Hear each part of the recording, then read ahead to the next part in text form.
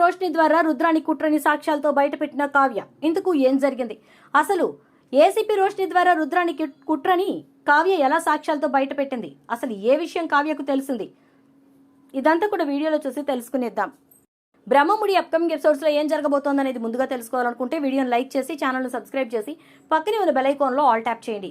ఇక మొత్తం మీద చూసుకున్నట్లయితే కనుక కావ్య అసలు ఎక్కడ పొరపాటు జరిగింది అనే విషయాన్ని కనిపెడితే ఖచ్చితంగా మనం బయటికి రావచ్చు ఈ ప్రాబ్లం నుంచి అని చెప్పి ఆలోచిస్తుంది. అలా ఆలోచించి అప్పుకి ఆ బాధ్యత అప్పగిస్తుంది. అప్పు చెప్పినట్టుగానే మాయ ఎక్కడుంది ఏంటి అనే విషయాలు తెలుసుకుంటుంది. మాయ దగ్గరికి వెళ్ళి సుభాష్కి ఈ విషయానికి సంబంధించి ఏమైనా సంబంధం ఉందా లేదా అనే విషయాన్ని నిజం చెప్పమని అనేసరికి ఇకప్పుడు మాయ సార్కి ఈ విషయానికి ఎటువంటి సంబంధం లేదు, ఇదంతా కూడా రుద్రాని గారు ఆడిస్తున్న ఆట, ఇక్కడ నన్ను తీసుకొచ్చి వైజాగ్లో జాయిన్ చేసి ఎలా అయినా సరే సుభాష్ సార్కి దగ్గర అవ్వమని చెప్పారు, దానికి తాలూకు సాక్ష్యాలు సంపాదించి ఇవ్వమని చెప్పారు. ఇక నేను తప్పని పరిస్థితుల్లో నా పేదరికం వల్ల అవన్నీ సంపాదించి ఆవిడ చేతికిచ్చాక వాటిని తన చేతిలో పట్టుకున్నారు. ఇక అలా వాటిని పట్టుకున్న తర్వాత ఇప్పుడు మిమ్మల్ని బయటకు గెంటించడానికి మా ఫ్రెండ్ ఒక అమ్మాయి ఉంది చిత్ర అని చెప్పి దాన్ని తీసుకొచ్చి మీ ఇంట్లో దింపారు అని చెప్తుంది. ఒక్కసారిగా కావ్య షాక్ అయిపోతుంది. రుద్రాని ఇంత పెద్ద కుట్రలు ఆ ఇంట్లోనే ఉంటూ చేస్తోందా అని చెప్పని అనుకుంటూ అసలు ఈ చిత్ర ఎవరు అంటే చిత్ర ఆల్రెడీ 2 సార్లు మ్యారేజ్ అయ్యింది. తను ఎక్కడికక్కడ మోసం చేయటం బయటికి రావటం ఇదే పరిస్థితి తంది. ఆ ఇంట్లో వాళ్ళు మోసపోయారు, డబ్బంతా పోగొట్టుకున్నారు అని చెప్పి తెలిసే లోపే ఆ ఇంట్లో నుంచి బయటకు వచ్చేస్తుంది. దూరంగా ఎటు వెళ్ళిపోతుందో ఎవ్వరికీ కనిపించదు. పోలీసులు కూడా తన గురించి వెతకడం మానేసిన తర్వాత అప్పుడు మళ్ళీ తను ప్రత్యక్షమవుతుంది. అలా ఇప్పటికి 2 సార్లు చేసింది. ఇప్పుడు ఈ దుగ్గిరాల ఇల్లు 3వది. కాకపోతే ఇక్కడ స్థిరపడిపోవాలని ఆలోచిస్తోంది, ఆశపడుతోంది. అనగానే మరి అయితే తన మీద ఏమైనా కేసులు ఉన్నాయా అని చెప్పానంటే 2 సార్లు కూడా వాళ్ళు కేసులు పెట్టారు అని చెప్పి ఏ ఏరియాల్లో కేసులు ఉన్నాయో చెప్తుంది మాయ. ఓకే, చాలా థ్యాంక్స్ అని చెప్పేసి ఇక నేను సమయం వచ్చినప్పుడు నీ హెల్ప్ కూడా తీసుకుంటాను, మా మావయ్య గారు ఏ తప్పు చేయలేదని చెప్పి నువ్వే సాక్ష్యం చెప్పాలి అంటే సరే అంటుంది మాయ. ఇక కావ్య అక్కడి నుంచి బయలుదేరి ఆలోచిస్తూ తను ఇదివరకు గోల్డ్కి డిజైన్స్ గీసి ఇచ్చినటువంటి ఏసీపీ రోష్ని గుర్తుకొచ్చేసరికి తనకి కాల్ చేస్తుంది. రోష్ని వెంటనే చెప్పు కావ్య ఏంటి ఇన్నాళ్ళకి అని చెప్పని అడిగేసరికి మేడం నాకు మీతో ఒక పని పడింది, చిన్న హెల్ప్ కావాలి అని అడిగితే ఏంటో చెప్పు అని చెప్పని అంటుంది. నేను వచ్చి మిమ్మల్ని కలుస్తాను అంటుంది. ఇక కావ్య అయితే సరే రా అని చెప్పగానే ఇక వెంటనే కావ్య డైరెక్ట్గా రోష్ని దగ్గరికి వెళ్తుంది.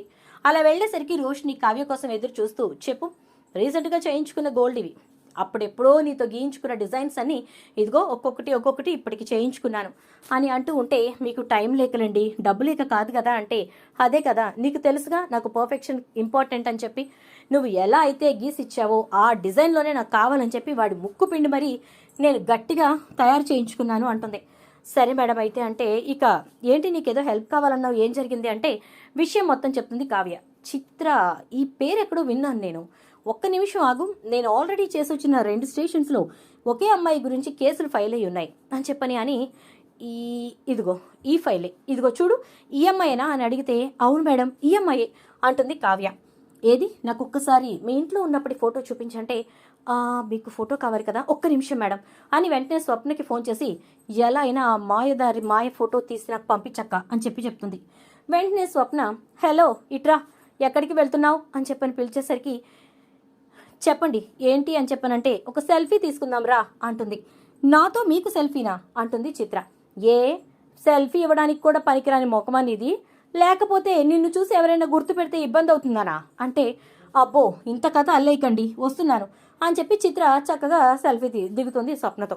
వెంటనే అది కావ్యకు పంపిస్తుంది. ఇక వెంటనే రోషినికి చూపించేసరికి ఎస్ ఇదే చిత్ర, ఎస్ ఏమైంది ఇప్పుడు మొత్తానికి మీ ఇంట్లో స్థిరపడిందా అంటే స్థిరపడటం కాదు మేడం, నా లైఫ్కే పూర్తిగా అడ్రస్ లేకుండా చేయాలని చెప్పని వచ్చింది, ఈవిడికి తోడు ఆ రుద్రాణి అని చెప్పేసరికి ఓకే నాకు అర్థమైంది, నేను చెప్తాను దీని సంగతి అని చెప్పేసేసి వెంటనే ఇక స్టేషన్ ఎస్ఐకి ఫోన్ చేసి పలానా అమ్మాయి మీద ఉన్న కేసులు బయటకు తీసి ఇప్పుడు ఫ్రెష్గా ఇంకో కేసు ఫైల్ చేయండి అని చెప్తుంది. అలా చెప్పేసరికి మేడం ఆ పాత 2 చోట్ల చేసుకున్న పెళ్లి తాలూకు ఫోటోలు అంటే అవి కూడా తీసి దీనికి అటాచ్ చేయండి అని చెప్తుంది. ఇక ఏసీపీ రోషిని అయితే వెంటనే ఇక వాళ్ళు కూడా అన్ని రెడీ చేసిన తర్వాత మేడం రెడీ అని చెప్పానంటే నేను అడ్రస్ పంపిస్తాను అక్కడికి పదండి నేను వస్తున్నాను అని చెప్పేసేసి అంటుంది. ఇక ఇటు నుంచి కావ్య రోషిని బయలుదేరుతారు. కానీ రోషిని కావ్యని రోడ్డు చివరి దించేసి నేను వెళ్తాను కాసేపు ఆగి నువ్వు రా అని చెప్తుంది. ఇక కావ్య ఇంటికి వెళ్ళేసరికి రోషినితో పాటు కానిస్టేబుల్స్ అందరూ కూడా వెళ్ళి చిత్ర కోసం మాట్లాడుతూ ఉంటారు.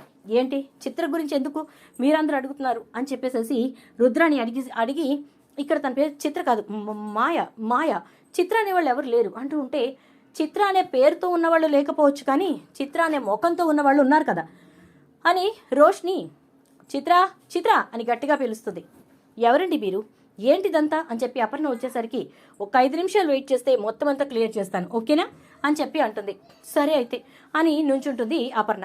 ఈలోపే గబగబా చిత్ర కిందికి వచ్చి రోషినిని చూసి ఒక్కసారిగా షాక్ అయిపోతుంది. ఇదేంటి ఈవిడ ఇక్కడికి వచ్చింది అని చెప్పి చెప్పండి అని చెప్పని అంటే, నీ పేరేంటి అని అడగగానే నా పేరు మాయ అంటూ ఉంటే, మరి చిత్ర అంటే హా అంటూ ఎందుకు పరిగెత్తుకొచ్చావు? ఇక్కడికి రాగానే నేను చిత్ర గురించి అడిగితే ఆవిడెందుకు, చిత్ర అనేవాళ్ళు ఎవరూ లేరు ఇక్కడ, మాయా అనే అమ్మాయి ఉంది అని చెప్పానంటోంది. కానీ నీ పేరు చిత్ర కదా, ఉన్న ఫైల్స్ అన్నింటిలో నీ పేరు చిత్రగానే ఉందిగా, మరేంటి కొత్తగా అని చెప్పని అనేసరికి ఒక్కసారిగా షాక్ అయిపోతుంది ఇక చిత్ర. అంటే అది మాయా చిత్ర నా పేరు 2 ఉంటాయి మేడం అని అనేసరికి, అవునా మాయా చిత్ర 2 ఉంటాయా, సరే సరే అయితే ఇప్పుడు నువ్వు అర్జెంటుగా నీ గతం గురించి ఇక్కడ చెప్పాలి అని చెప్పని అనగానే ఒక్కసారిగా షాక్ అయిపోతుంది చిత్ర. నా గతం ఏంటి మేడం అని అంటూ ఉంటే, నువ్వు చెప్తావా లేకపోతే నన్ను చెప్పమంటావా అని అంటూ ఉంటుంది. అంతే మేడం, అది మేడం అని చెప్పని అంటుంది. ఇక ఇటు నుంచి చిత్ర, నువ్వెంత నసిగినా ఎంత నాంచినా విషయం అయితే అర్థమైపోయింది. నీ మీద ఉన్న 2 కేసుల తాలూకు ఫైల్స్ కూడా పట్టుకుని ఇక్కడికి వచ్చాను, నేనేం పిచ్చిదాన్ని కాదు, అర్జెంటుగా నువ్వు నడు అంటూ ఉంటే అపర్ణ అప్పుడు మాట్లాడుతుంది.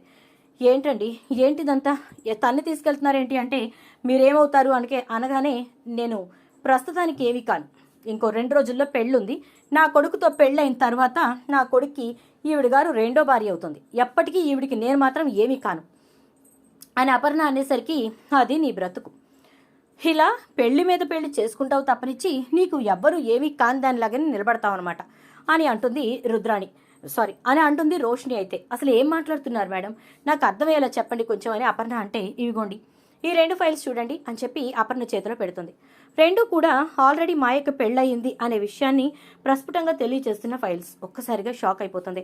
ఇదేంటి తనకి పెళ్ళయిందా అని అంటే, పెళ్ళయింది కానీ ఇంతవరకు పిల్లలైతే లేరు, ఇప్పుడు మీ ఇంట్లో ఉన్న పిల్లాడికి నేనే తల్లిని అంటూ ఈవిడొచ్చింది, కానీ అసలు ఈవిడ గారు తల్లి కానే కాదు. మరి ఇప్పుడు ఏం చెప్తారు మీరు, వచ్చిన వాళ్ళని నమ్మేసేసి గబగబా ఇంట్లో పెట్టుకుని పెళ్లిళ్ళు చేసేస్తారా, అసలు వచ్చింది ఎవరు ఏంటి అనే ఎంక్వైరీ చేసుకోరా, నిజం తెలుసుకోరా అంటే, తీసుకొచ్చింది మా కోడలే అని అనగానే, మేడం నేను ఒక వ్యక్తి కోసం వెతుకుతూ ఉన్నాను, ఆ టైంలోనే కావాలని చెప్పి ఈ అమ్మాయే వచ్చి నేనే ఆ పర్సన్ని అని చెప్పేసి మధ్యలోకి దూరింది అనగానే, అంటే అది నేను ఎలా వచ్చానంటే, నేను రావడానికి కారణం అంటూ ఉండగానే రుద్రానికి కంగారు వచ్చేస్తుంది. ఇదేంటి ఇలా మాట్లాడుతుంది, కొంపదీసి ఇదిగాని చెప్పేస్తుందా ఏంటి అని చెప్పని అనుకుంటూ, ఏదైతే ఏమైంది మొత్తానికైతే మోసం చేసి ఇంట్లోకి వచ్చావు కదా నడువిక అని అనగానే, అప్పటిదాకా రుద్రాణి చాలా పాజిటివ్గా, ఇంకా చెప్పాలంటే మాయకి చాలా చాలా హెల్ప్ చేస్తున్నట్టుగా మాట్లాడి, సడన్గా ఇలా రివర్స్ అయిపోయేసరికి ఒక్కసారిగా ఏం చేయాలో అర్థం కాక అలా చూస్తూ ఊరుకుంటుంది అపర్ణ. ఇక వెంటనే తీసుకెళ్ళండి, ఇప్పుడు ఇది మోసగత్తే అని తేలిపోయిన తర్వాత ఇంకా ఇక్కడ ఉంచాల్సిన అవసరం ఏముంది, మా రాజు జీవితం కొంచెం ఉంటే నాశనం అయిపోయేది కదూ అని చెప్పని అంటే, అసలు ఇంతకీ నీ వెనక ఎవరుండి నిన్ను ఇంత పెద్ద ఇంట్లోకి తీసుకొచ్చారు, ఈ ఇంత పెద్ద ఇంట్లో నువ్వు పాగా వేయాలంటే మామూలు విషయం కాదు, నువ్వు ఎంచుకునేది అందరూ single son without father or without mother ఇలాంటి ఫ్యామిలీస్ కదా, మరి ఇంత పెద్ద ఫ్యామిలీలోకి నువ్వు అడుగు పెట్టావు అంటే ఖచ్చితంగా ఏదో ఉంది, చెప్పు నిజం చెప్పు అంటూ ఉంటుంది రోషిని. అంటే మేడం అది అని చెప్పని అనగానే, ఇక వెంటనే అది లేదు ఇది లేదు, నేను చెప్పనా, నిన్ను ఇంట్లోకి తీసుకొచ్చింది ఎవరో చెప్పనా అని చెప్పి కావ్య ఆల్రెడీ విషయం చెప్పుండడంతో ఈ రుద్రాణి ఈ ఇంట్లో ఉన్న చిన్న ఇబ్బందిని అడ్డం పెట్టుకుని మొత్తానికి రాజ్కి నీకు పెళ్లి చేసి కావ్య అనే ఈ అమ్మాయిని బయటకు గెంటి నిన్ను ఈ ఇంటికి కోడల్ని చేసి ఈ ఇంటి మీద తన ఆధిపత్యం చలాయిద్దాం అనుకుంది. యాక్చువల్లీ ఇట్సే అసలు రుద్రానికి కానీ ఈ ఇంటికి కానీ సంబంధమే లేదు. సంబంధం లేని ఆ మనిషిని వీళ్ళంతా నెత్తిన పెట్టుకొని కుటుంబం మొత్తాన్ని కూడా రోడ్డున పడేసుకుంటున్నారు. ఇది అసలు చరిత్ర, అంతేనా కాదా అంటుంది రోషిని. ఒక్కసారిగా షాక్ అయిపోతుంది రుద్రాణి. ఇట్నుంచి మాయ కూడా అది మేడం అంటూ ఉంటే, ఇక రోషినికి కోపం కట్టలు తెంచుకుని చిత్ర చెంప చెల్లున పగలగొట్టి, ఏంటి ఇంకా మాట్లాడుతున్నావు అంటూ ఉండగానే, ఒక్క నిమిషం అండి తప్పుకోండి అని ఇక అప్పుడు అపర్ణ ముందుకొచ్చి ఆవిడ చెప్పిందంతా నిజమేనా అని చెప్పి చిత్ర దగ్గర అంటుంది. చిత్ర, మాయ, ఏ పేరుతో పిలవాలో కూడా తెలియని మనిషివి నువ్వు. నిన్ను తీసుకొచ్చిన ఈ బుద్ధి లేని దాన్ని ఏం చేయాలో కూడా తెలియట్లేదు అని అనేసరికి ఇక చిత్ర ఏం చేయాలో అర్థం కాక అలా రుద్రాణి వంక చూస్తుంటే అప్పుడు అసలు సంగతి నాకు బాగా అర్థమైంది. ఏ రుద్రాణి, ఇంట్లో ఇబ్బంది వచ్చింది కాబట్టి గబగబా కావ్యను బయటకు గెంటేయడానికి పెద్ద ప్లాన్ వేసి చక్క స్కెచ్ వేసి జాగ్రత్తగా ఇంట్లోకి తీసుకొచ్చేసావా?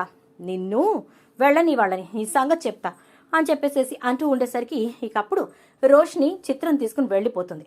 అలా వెళ్ళిపోవడంతో కావ్య వంక చూస్తూ అపర్ణ, కొంతమందిని ఎన్నిసార్లు సరిచేద్దాం అనుకున్నా సరవరు, వాళ్ళు తీసుకున్న నిర్ణయాలే కరెక్ట్ అనుకుంటారు అని చెప్పి చిత్రని తీసుకురావడం గురించి కావ్యని ఎద్దేవా చేస్తూ రుద్రాణి వంక చూస్తూ ఇంకొకసారి ఈ కుటుంబం గురించి ఏదైనా చెడుగా ఆలోచించినా, విషపు ఆలోచన చేసినా విషం కలిపి చంపుతాను జాగ్రత్త అని చెప్పనంటుంది.